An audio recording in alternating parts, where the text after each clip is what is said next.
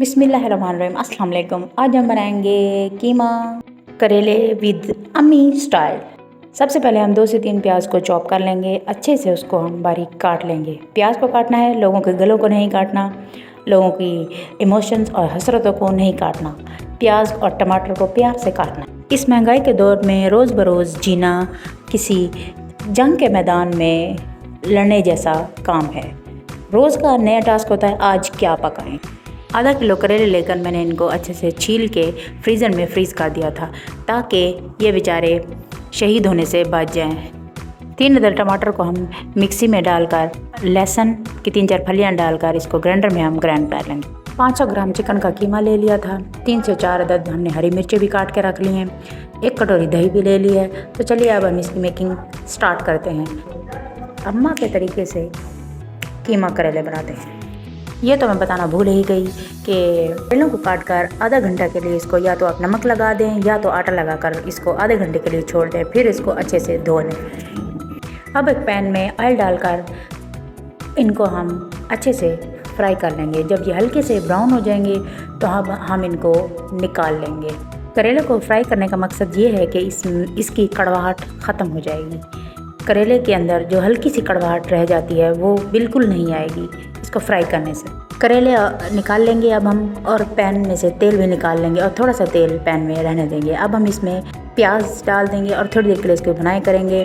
गरम मसाला, साबुत गरम मसाला 1 चम्मच डालकर इसकी भी हम अच्छे से भुनाई करेंगे। इसकी भुनाई करनी है, कुटाई नहीं करनी है।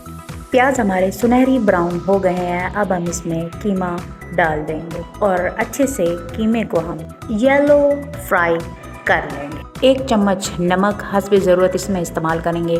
1 चम्मच सुरख मसाला, 1 चम्मच ज़ीरा पाउडर, 1 चम्मच धनिया पाउडर और अच्छे से इसको मिक्स कर लेंगे और थोड़ी देर के लिए इन मसालों को हम पकने देंगे।